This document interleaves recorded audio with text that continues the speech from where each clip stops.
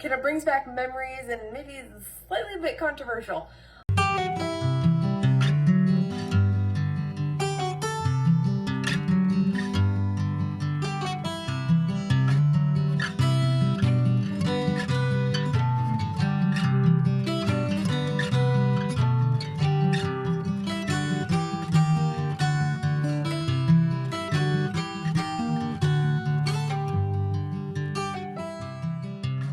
Hey guys, what's up? So tonight is hopefully going to be pretty quick. I'm already behind on the upload for this week.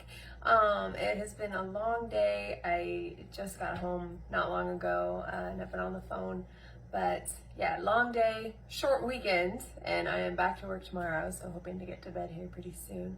But I did want to go over this because last night I saw two questions in all my cards that I have and that stood out to me. And I thought, oh my gosh, that's interesting. And kind of brings back memories and maybe is slightly a bit controversial. And then in church today, the readings that we went over touched on the exact same subject. And I thought, all right, I really want to go over this then. So those two questions were, one, do I think that equality is something that women should strive for as a high priority, if not their main priority?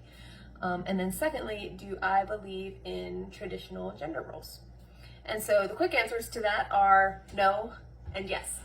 We're gonna dive real quick into the readings from today to kind of give a little bit more background to that.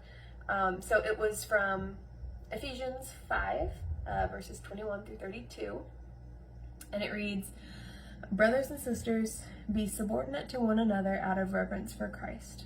Wives should be subordinate to their husbands as to the Lord.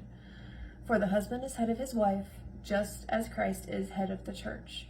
He himself is the Savior of the body. As the church is subordinate to Christ, so wives should be subordinate to their husbands in everything. Husbands, love your wives, even as Christ loved the church and handed himself over for her to sanctify her, cleansing her by the bath of water with the word, that he might present to himself the church in splendor, without spot or wrinkle or any such thing, that she might be holy and without blemish. So also, husbands should love their wives as their own bodies. He who loves his wife loves himself.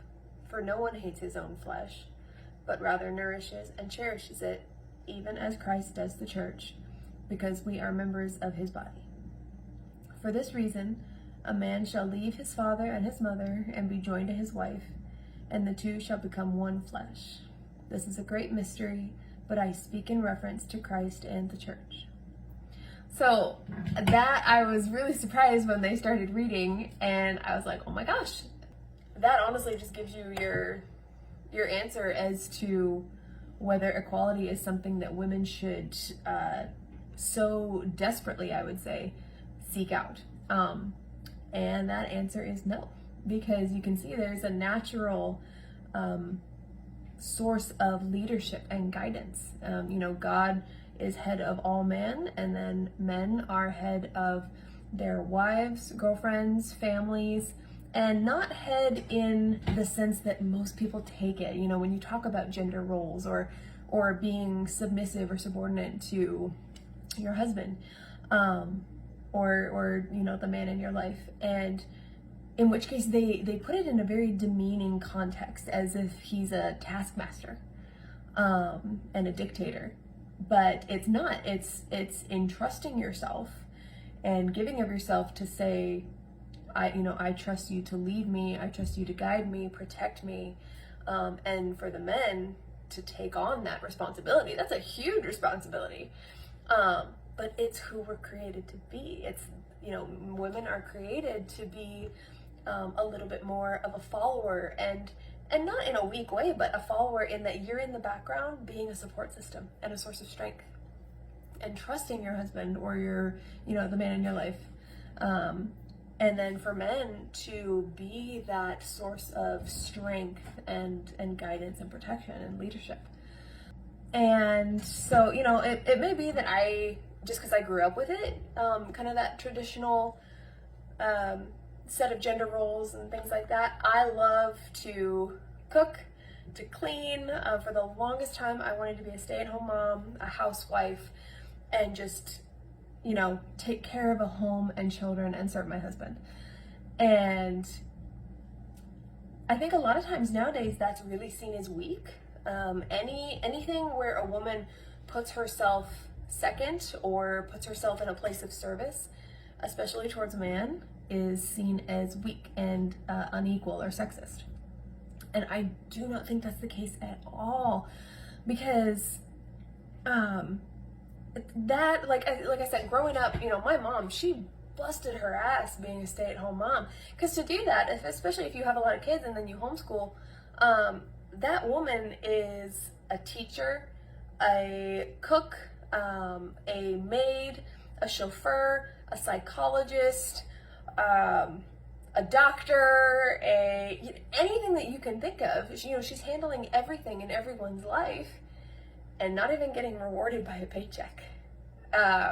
Which anyone who has a job knows that is a huge incentive, especially on your bad days. You know, there's a lot of times where you go, this is a paycheck day. You know, otherwise I have no oomph for this. And, you know, and she used so much intelligence with being frugal with money, being creative with how we had fun and how we learned and how we bonded as a family, or used our resources and our money to the best of our abilities. And that it just takes a huge amount of talent and intelligence and strength and perseverance, and, you know, to always put yourself last like that and serve other people. So in no way at all should that be seen as weak. And it's not to say that a woman should be one way or another. And even that a man should have certain roles or not. You know, because like Steve and I were talking about in the last video, you know, we are very traditional people. He really, you know, enjoys being a provider, you know, someone who is a protector, who is the head of the relationship, you know, things like that, that very strong male, solid. But like he said, he can cook like a fiend. He will always help me clean up and do anything. You know, so some of those maybe a little more like, oh, well, that's a woman's job. You know, it's not that way. You know, guys can have different talents and different interests, but and same with women. Like, for me personally, you know, all the women in my family are stay-at-home moms, very traditional, but I am not that way, and I'm not going to be that way. You know, I have a career. I probably will only have a couple kids, because simply just because of my stamina, and I'm too sick to be able to keep up with that. And, you know, I really enjoy my job, and I don't see a problem with, you know, putting kids in school if you guide them in the right ways and you pick a good school and people to lead them. And so, you know, it's not that, oh, this way is right and this way is wrong, but in general, I really find that anymore women in our society try so hard to reach that equality with men, to think the same way, to act the same way, to reach the same goals, to be treated the same way. And it really takes away the beauty of being a woman. Because one of my favorite gals, her name is Sister Miriam James Highland. She is a phenomenal woman, and she's absolutely hysterical. Like, my dad and my brothers have been to retreats given by her, and it was great because she can relate to the guys. Like, she's a tomboy. It's just, she's hilarious. But one of the retreats I went on with her, two of the things that really stuck out was one was a quote by St. John Paul II, and he said, "The essence of the feminine genius is in the attentiveness to the person." And then, you know, something else that she had said was that man speaks to the dignity of work, but a woman speaks to the dignity of the person. And here's the key thing: both are needed. So, you know, a lot of men, it is a huge source of self-worth and accomplishment and happiness in life to provide, to work, to earn a living, take care of a family or take care of whoever is in their life. And in a, I guess I would say a technical way, being that like roof over your head, money in the bank, food in your stomach, that kind of thing, protect them from danger, all those analytical, strategizing, planning, focusing on this goal or that goal, and maybe being a little more, not hard-headed, but, solid, I guess, and maybe more matter-of-fact. Whereas for a woman, it is a huge part of our identity and what makes us beautiful, to have a massive heart. Even if you're someone who is successful, has a career, thinks with your head, I am definitely becoming more that woman. I am not the soft-spoken little girl that I used to be. I get very blunt, and there's a lot of times where I'm like, we need to do this and this and this and get the job done and don't think about it. And, I tend to be like that more now.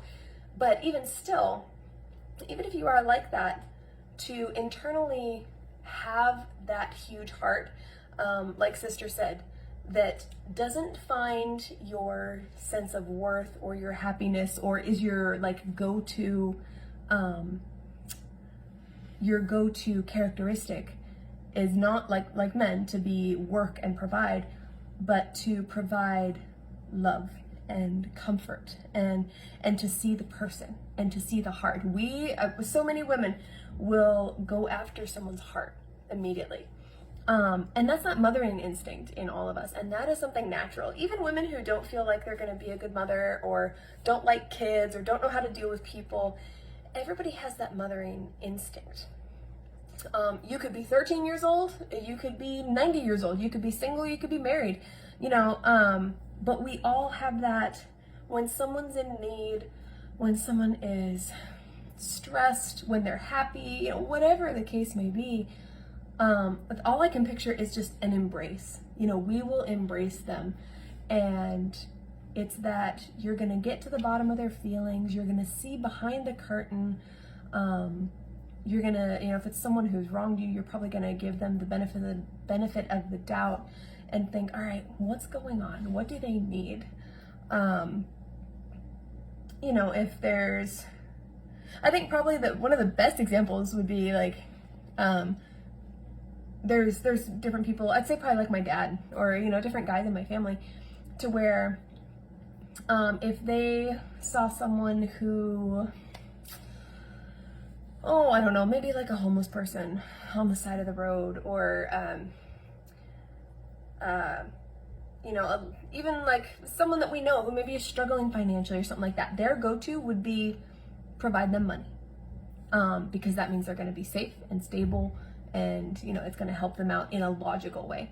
Versus like, I know for me, I will do that also, but then I want to know, like, I would want to talk to them. I would want to make sure they feel comforted, make sure that through an interaction they feel happy. I guess more that emotion. But again, that is what makes women beautiful. That we are comforters, we are mothers. And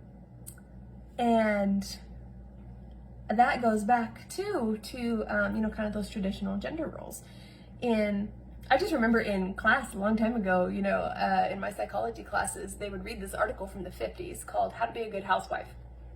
And it would say things like, before your husband comes home, clean up the house, have the kids, put together, not disheveled and just, filthy from playing in the backyard, have dinner hot and ready to go, have the things he enjoys waiting for him. Maybe that's a pair of slippers, maybe that's a book, maybe that's a drink. Have yourself tidied up. If you've been running around looking like a hag all day, maybe, brush your hair, put on some lipstick, something like that. And the class would be appalled, absolutely disgusted when they read this article, and they found it so demeaning, as if they immediately took it as, oh, the man was the dictator saying, woman, you better serve me. And it's not that way at all. Oh my goodness. And again, this is something from my childhood where every single day before Dad came home, we all cleaned up the living room. We cleaned up the house, made sure everything was tidy, but it was exciting because that meant Dad was coming home. He was finally home. We could talk with him. You know, we could have dinner. And when we did it, my mom would play music, or she'd, put something on the TV or whatever. And it was fun because you come at it from a place of, I love you.